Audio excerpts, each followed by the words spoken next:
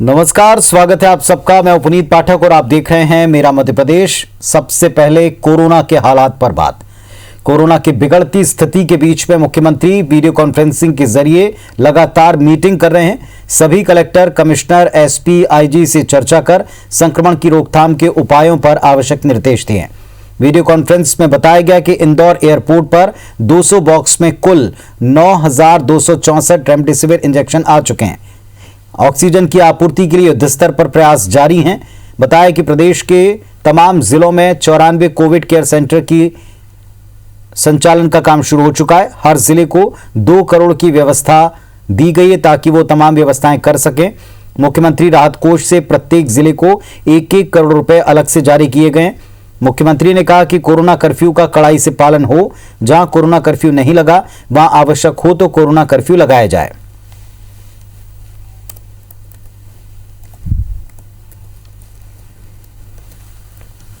इंदौर समेत पूरे मध्य प्रदेश में रेमडेसिविर इंजेक्शन की किल्लत के बीच में थोड़ी सी राहत मिली इस खबर से कि नागपुर से 200 बॉक्स में कुल 9,264 रेमडेसिविर इंजेक्शन प्राप्त हुए हैं।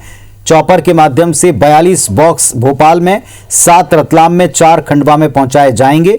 इसी तरह स्टेट प्लेन के द्वारा 19 बॉक्स ग्वालियर, 18 रीवा, 39 जबलपुर और 14 बॉक्स को सागर भेजा जा रहा है। 57 रेमडेसिविर इंजेक्शन के बॉक्स इंदौर के लिए रखे गए। मुख्यमंत्री ने रेमडेसिविर इंजेक्शन को लेकर के अधिकारियों से दिशा निर्देश देते हुए बातचीत की।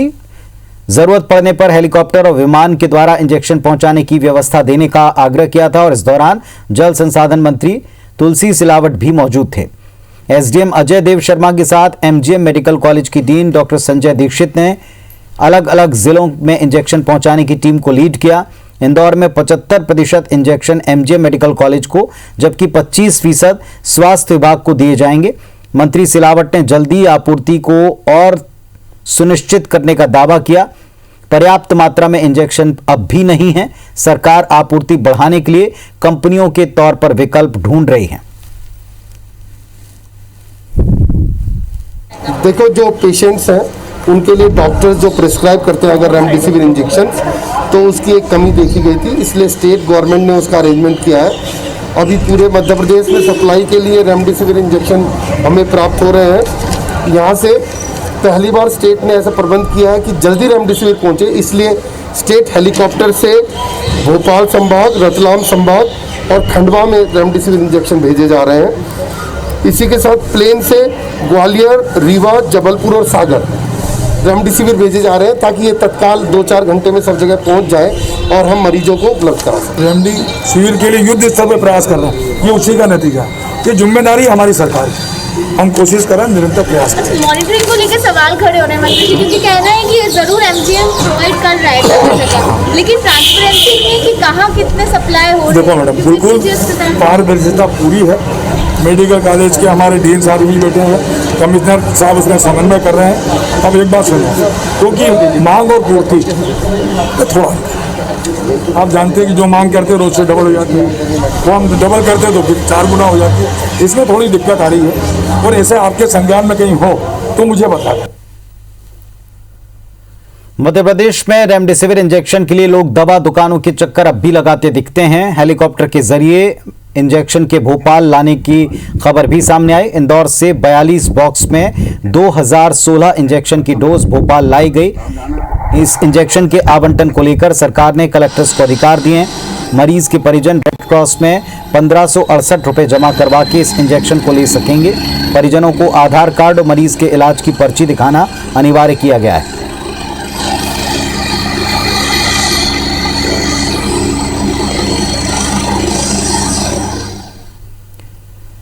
और इस वक्त आपको भोपाल लिए चलेंगे, हमारे सहयोगी सुधीर इस वक्त जुड़ रहे हैं। सुधीर, चारों तरफ लोग मुश्किल में हैं, इंजेक्शन को लेकर, ऑक्सीजन को लेकर, बेड को लेकर सरकार युद्ध स्तर पर काम कर रही है। आज का दिन कैसा रहा, क्या कुछ राहत दे पाया? देखिए पुनीत, अगर बात करें तो आज निश्चित तौर पर कोई सुखद खबर तो मध्य प्रदेश से नहीं आई, पर लेकिन एक जरूर राहत भरी खबर इसको कहा जा सकता है कि प्रदेश सरकार ने जो रेमडेसिविर इंजेक्शन की जो सप्लाई थी उसमें तेजी के लिए कई सारे प्रयास किए हैं। खासकर अगर बात की जाए तो रेमडेसिविर इंजेक्शन जो जिलों तक पहुंचने में जहां पर कई दिनों का समय लगता था, उसको अब सरकार ने घंटों में तब्दील किया है। लिहाजा जो आज सप्लाई हुई रेमडेसिविर इंजेक्शन की, तकरीबन 200 बॉक्स मध्य प्रदेश आए थे, जिनमें से प्रदेश के अलग अलग हिस्सों में इन सभी बॉक्सों को एयरलिफ्ट करके पहुंचाया गया था। बात की जाए तो प्रदेश के जो बड़ी हवाई पट्टियां हैं वहां पर हवाई जहाज के जरिए, इसके अलावा प्रदेश के जो दूर दराज के इलाके वहां पर हेलीकॉप्टर के जरिए इंजेक्शन पहुंचाने की कोशिश प्रदेश सरकार कर रही है। इसके अलावा ऑक्सीजन की उपलब्धता बढ़ाने के साथ में जो एम्स है उसको कोविड सेंटर में अस्पतालों की बिस्तरों की संख्या बढ़ाने पर भी प्रदेश सरकार को लेकर आज जो निर्णय लिया गया था, उसको लेकर भी एम्स प्रबंधन के साथ सरकार की चर्चा हुई है। पर एक चिंताजनक बात ये भी है कि कोरोना काल में दूसरी बार जो कोरोना का संक्रमण है वो मुख्यमंत्री निवास पहुंचा है। लिहाजा मुख्यमंत्री शिवराज सिंह चौहान ने खुद को आइसोलेट करते हुए अपनी जांच करवाई है। हालांकि शुरुआती जो जांच थी उसमें उनकी जांच रिपोर्ट नेगेटिव आई है। आरटीपीसीआर जो जांच है उसका इंतजार किया जा रहा है। पर बात की जाए तो घर पर रहकर ही मुख्यमंत्री शिवराज सिंह चौहान ने वीडियो कॉन्फ्रेंस के माध्यम से जो जरूरी बैठकें थी, जो जरूरी काम थे, उनको निपटाया। आज शुरुआत अगर की जाए तो जमीनी स्तर पर काम करने वाले जो स्वास्थ्य महकमे के अधिकारी हैं, प्रशासन के अधिकारी हैं, जिले के कलेक्टर हों या फिर डीआईजी हो या फिर कमिश्नर हो, उनसे मुख्यमंत्री शिवराज सिंह चौहान की चर्चा हुई और अस्पतालों में किस तरीके से बिस्तरों की संख्या बढ़ाई जाए, मरीजों को कोई दिक्कत ना हो, किसी तरीके की परेशानी ना हो, और इसके अलावा जिलों के अंदर कोविड सेंटर कैसे बढ़ाए जाएं, इन तमाम बिंदुओं पर मुख्यमंत्री की न केवल समीक्षा हुई बल्कि अस्पतालों से फीडबैक भी मुख्यमंत्री के द्वारा लिया गया। प्रदेश सरकार के द्वारा जो प्रयास किए जा रहे हैं, चाहे वो ऑक्सीजन की क्षमता बढ़ाने के प्रयास हो, रेमडेसिविर इंजेक्शन पहुंचाने के प्रयास हो, इन तमाम प्रयासों की जानकारी मुख्यमंत्री शिवराज सिंह चौहान ने दी। इसके अलावा आज दोपहर के बाद में जो प्रदेश सरकार की राज्य स्तरीय समिति का गठन किया गया है, सलाहकार समिति का, उस समिति की भी बैठक ली जिसमें कई तरीके के सुझाव मुख्यमंत्री के सामने आए। और खासकर अगर बात करें तो जन जागरूकता अभियान के साथ में जो एक्सपर्ट की जो सलाह थी, जिनमें एम्स के जो सुपरिटेंडेंट है, माफ कीजिएगा, एम्स के जो डायरेक्टर हैं सरमन सिंह, उनके द्वारा बताया गया था कि होम जो आइसोलेशन है उस पर अगर 100% काम किया जाता है तो संक्रमण की दर को रोका जाएगा। पर लेकिन उसमें ट्रेसिंग जो है वो कहीं ना कहीं 100% होनी चाहिए, मॉनिटरिंग 100% होनी चाहिए। लिहाजा कई तरीके के सुझाव सामने निकल कर आए हैं, सरकार उन पर विचार करेगी और कहना होगा कि मध्य प्रदेश के अंदर जो व्यवस्थाएं दुरुस्त कैसे हो, इसको लेकर प्रदेश के मुखिया मुख्यमंत्री शिवराज सिंह चौहान ने आज दिन भर न केवल विचार विमर्श किया, अधिकारियों के साथ में चर्चा की, जो एक्सपर्ट्स हैं उनके साथ में चर्चा की गई और व्यवस्था दुरुस्त करने के निर्देश के साथ में हालातों पर भी जो जायजा जो है वो आज वीडियो कॉन्फ्रेंस के द्वारा अधिकारियों से चर्चा के माध्यम से लिया गया। पुनीत, चलिए, तो ये जमीन पर लोगों को राहत दे पाए इस तरह की उम्मीद करते हैं, क्योंकि सरकार और पूरी प्रशासनिक मशीनरी इसी कवायद में लगी हुई कि किसी तरह से काबू में ये संक्रमण और संक्रमण से बनी बुरी स्थितियां आ पाएं। शुक्रिया आपका इस पूरे अपडेट के लिए। इंदौर में बेकाबू कोरोना संक्रमण को देखते हुए व्यवस्थाओं की जानकारी देने के लिए कलेक्टर और डीआईजी को सामने आना पड़ा है। कलेक्टर मनीष सिंह ने माना कि इस वक्त इंदौर में कोरोना बेकाबू है, लिहाजा आज के हालात को देखते हुए कोरोना कर्फ्यू को आगे बढ़ाया जा सकता है। अस्पताल में ऑक्सीजन की कमी है, रेमडेसिविर इंजेक्शन की पर्याप्त आपूर्ति नहीं हो पा रही है। जिला प्रशासन की पूरी टीम ने इस वक्त ऑक्सीजन की खपत पर फोकस कर रखा है। भिलाई से ऑक्सीजन आपूर्ति की जा रही है। वहीं गुजरात के जामनगर में स्थित रिलायंस की रिफाइनरी से 60 टन ऑक्सीजन मिलना शुरू हो जाएगा। वर्तमान हालात को देखते हुए 30 अप्रैल तक कोरोना कर्फ्यू आगे बढ़ाया जा सकता है। मुझे लगता है कि जो ये कोरोना कर्फ्यू लगा है, इससे अभी 10-15 दिनों के बाद में डेफिनेटली इसमें फर्क पड़ेगा, पॉजिटिविटी कम आएगी और अपने पेशेंट्स कम होंगे। इसमें आगे के लिए भी मोटिवेट जनता को करना पड़ेगा। स्थिति आप देख रहे हैं किस तरह की, जनता खुद निर्णय ले, इसमें समाज खुद भी निर्णय लेगी। अब शहर को अपने सबको मिलकर कैसे इसमें अपने को लड़ना है। आप लोगों के माध्यम से ये इल्तिजा सभी से करना चाहेंगे कि ऐसी परिस्थिति में, इस कठिन परिस्थिति में आपा ना खोएं और सहज रूप से इसका सामना करें। मध्य प्रदेश में कोरोना के हालात बेकाबू हो चुके हैं। बावजूद इसके सरकार दावा करती है कि सब कुछ ठीक है, लेकिन निजी और सरकारी अस्पताल में कोरोना के संदिग्ध मरीज सरकार के दावों की पोल खोल रहे हैं। मध्य प्रदेश के चिकित्सा शिक्षा मंत्री का यह दावा कि कोरोना की रिपोर्ट सैंपल देने के 24 घंटे के भीतर मिल रही है, जबकि कोरोना की टेस्टिंग के लिए अस्पताल में पहुंचे संदिग्ध मरीजों ने सरकारी दावों को आईना दिखा दिया। यह दावा किया कि सैंपल दिए 4 से 6 दिन तक हो गए, रिपोर्ट नहीं मिली। चिकित्सा शिक्षा मंत्री का यह दावा कि हमारा लक्ष्य 24 घंटे में रिपोर्ट दी जाए, जमीन पर खोखला साबित हुआ। 10 तारीख को अभी तक रिपोर्ट नहीं आई। मैसेज 10 तारीख को आया जब टेस्ट करवाया था। नहीं, अभी आए हैं आज, मैसेज का वेट कर रहे हैं, दूर दूर धक्के खा रहे हैं, कहीं रिपोर्ट को बता ही नहीं रहे थे। तो एक ने बताया कि हाँ रिपोर्ट मिलेगी, आपको जाके हार्ड कॉपी लेनी पड़ेगी, उसी के लिए वेट कर रहे थे जब से। मैंने 10 तारीख को करवाया था टेस्ट, ठीक है, रिपोर्ट नहीं आई अभी तक की। दूसरा हॉस्पिटल्स वाले ये बोल रहे भैया जब तक कि आप रिपोर्ट्स लेके नहीं आओगे तब तक कि कुछ नहीं हो सकता है। ये मैंने टेस्ट कराया हुआ, आज तक कोई रिपोर्ट नहीं आया मेरे पास। मैं आज से 2 दिन पहले भी आया हूँ, कोई रिपोर्ट नहीं मिला। आज आया हूँ, आधे घंटे से लाइन में हूँ, कोई रिस्पांस नहीं है, प्रॉपर जवाब काउंटर से भी नहीं आ रहा है। रिपोर्ट नहीं मिल पा रही है, रिपोर्ट के लिए देखिए, हमारा निर्देश है 24 घंटे में रिपोर्ट आनी चाहिए। यदि ऐसी कोई स्थिति है तो उसको ठीक किया जाए। तो रटे रटाए जवाब अभी मिल रहे हैं, लेकिन जमीनी हालात हर जगह से पोल खोलते हुए ये तमाम परेशान लोग दे रहे हैं। कोरोना संकट के बीच भी सियासी आरोप प्रत्यारोप चल रहा है। मुख्यमंत्री शिवराज सिंह चौहान बार बार अपील कर रहे हैं कि राजनीति से ऊपर उठकर सोचें, ये मानवता पर संकट का वक्त है।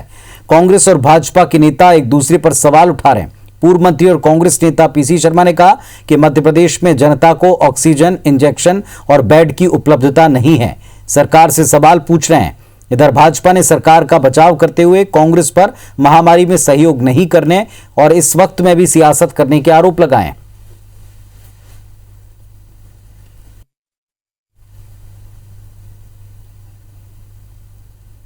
सरकार भी तो करे कि आंकड़े नहीं छुपाए, डेथ के आंकड़े, बेड के आंकड़े, इंजेक्शन के आंकड़े, ऑक्सीजन के आंकड़े सब छुपा रही है और एक सेंटेंस बोलते हैं कि सब ठीक है, सब चीज़ें हैं, ऑक्सीजन भी है, बेड भी हैं और इंजेक्शन भी है, जबकि पूरी तरह से इनकी कमी है। कौन कौन से कोविड को लेकर उन्होंने अभी तक काम किए हैं, कितनी जगह वैक्सीनेशन कैंपों में मदद करी है, कहां कहां सहायता पहुंचाई है, इसका ब्यौरा कांग्रेस पार्टी दे।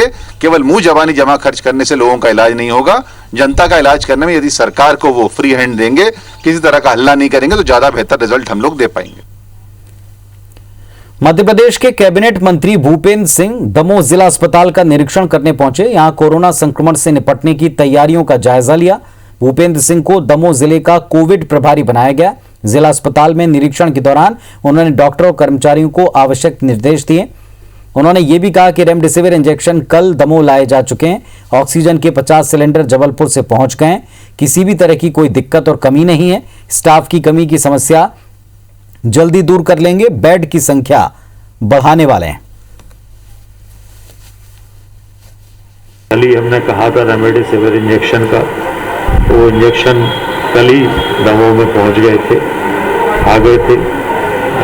दूसरा ऑक्सीजन के लिए भी बात करके और सुबह जबलपुर से 50 सिलेंडर यहाँ पर पहुंच रहे हैं दमोह के अंदर, तो ऑक्सीजन की भी कोई कमी नहीं है। भोपाल में कोरोना महामारी के चलते हाहाकार की स्थिति है। प्रशासन के दावों के उलट स्थिति ऐसी कि ना तो बेड खाली, ना ऑक्सीजन और ना ही रेमडेसिविर इंजेक्शन की पर्याप्त व्यवस्था। ऐसे में स्थिति को काबू करने के बजाय प्रदेश का स्वास्थ्य महकमा ख्याली पुलाव बना रहा है। दरअसल बेकाबू कोरोना संक्रमण की रोकथाम के लिए सरकार 30 अप्रैल तक 1 लाख मरीजों के पॉजिटिव होने का इंतजार कर रहा है। इसके लिए बाकायदा प्लानिंग का दावा है। एनएचएम डायरेक्टर छवि भारद्वाज ने बताया कि अगर 30 अप्रैल तक 1 लाख संक्रमितों की संख्या पहुंची तो बेड प्लानिंग के तहत सभी को बेड उपलब्ध कराए जाएंगे। सुनकर आश्चर्य होगा कि इसके लिए संभावित मरीजों के लिए खाका तक तैयार है। ऐसे में सरकारी फ्यूचर प्लानिंग पर कांग्रेस ने निशाना साधा।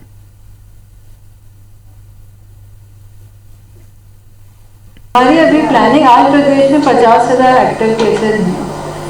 1 लाख एक्टिव केसेज अगर हो जाते हैं 30 अप्रैल तक, उसकी दृष्टि से हमने अपनी बेड प्लानिंग कंप्लीट कर ली। ये सरकार तो बहरी हो चुकी है। ये केवल एक झूठ परोसती है रोज कि ऑक्सीजन है। आप कोई सा भी स्टेटमेंट लेंगे, ऑक्सीजन पूरी है, कोई कमी नहीं होने देंगे, इंजेक्शन पूरे हैं, कमी नहीं होंगे, बेड पूरे हैं, कोई कमी नहीं आएगी। ये 3 लाइन के अलावा मैं समझता हूँ कि सरकार के पास कोई स्टेटमेंट नहीं है।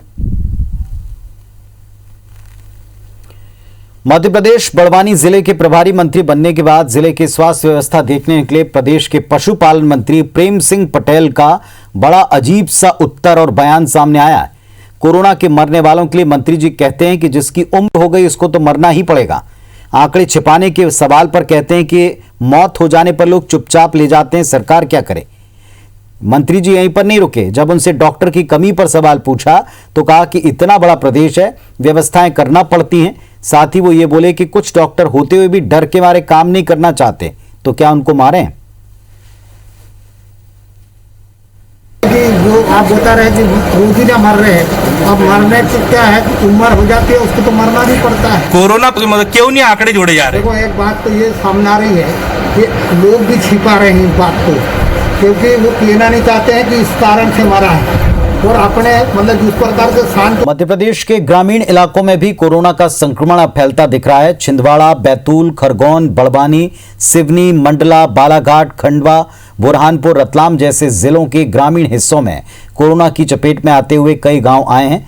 यहां सरकार ग्रामीण क्षेत्रों को लेकर बेहद चिंतित है।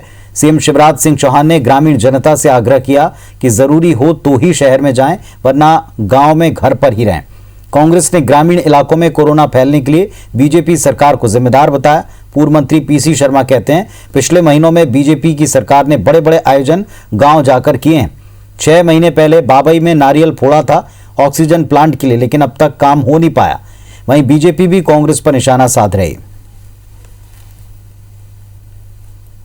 ये महामारी एक अलग टाइप की है, अलग तरह का स्ट्रेन है, और भारतीय जनता पार्टी की सरकार मध्य प्रदेश में जिसने बड़े बड़े आयोजन किए, बड़े बड़े वो क्यों गाँवों में किए, इसलिए ग्रामीण क्षेत्र में ज़्यादा फैलाव। ये पंचायत के चुनाव कराना चाहते थे, और पंचायत के चुनाव में वहाँ जो गए गाँव में, उसमें ये संक्रमण फैला। देखिए, अब मैं बहुत साफ रूप से कहना चाहूंगा, यदि आप उठा के नागपुर का दृश्य देखेंगे तो नागपुर में 7-7.5 हजार केस आ रहे हैं, और उस पूरे संक्रमण का प्रभाव हमारे छिंदवाड़ा से लेके पांडुरना से लेके बाकी तो बैतूल तक के इलाकों में आया है।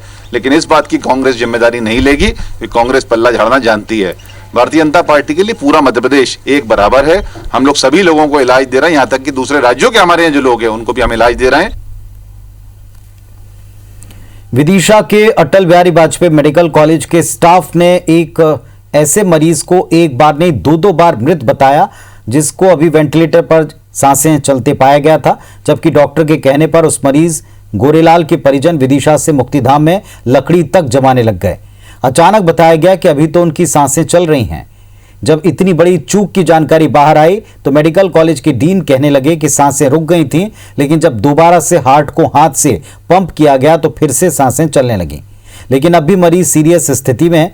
अस्पताल प्रबंधन ने परिजनों को मृत्यु प्रमाण पत्र तक दे दिया था।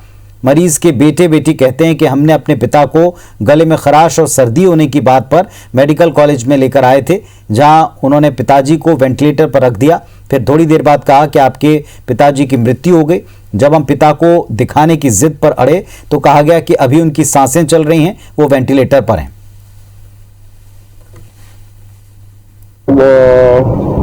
आप हॉस्पिटल आ जाइए, आपके पिताजी तबीयत सीरियस है। मैं गया उनके पास, बोलने लगे उनकी हम उनको बचा नहीं पाए, नर्स बोली। दूसरी नर्स बोलती है कि वहाँ से आने से कि उनकी सांसें चल रही हैं। 2 बार ही फोन लगाया तो पहले बोला ठीक है, फिर दोबारा फोन लगाया कि तुम्हें कोशिश कर। अब कैसे? अभी ठीक है, वेंटिलेटर पे है। आपने डॉक्टर से शिकायत की सर? अभी तो नहीं की, आप लोगों से हुई, डॉक्टर से बातचीत। तो हमारे यहाँ के डॉक्टरों ने उनको दोबारा रिवाइव किया, और दोबारा रिवाइव करने के बाद जैसे उनकी सांस की धड़कनें जो है, हृदय की धड़कनें जो है वापस आई, तो उनको पुनः हमने वेंटिलेटर पे रखा है। इस कारण से ये थोड़ा सा कंफ्यूजन ये हो गया है। तो इस बुलेटिन में फिलहाल इतना ही। खबरों और अपडेट्स के लिए आप देखते रहिए IBC 24। नमस्कार।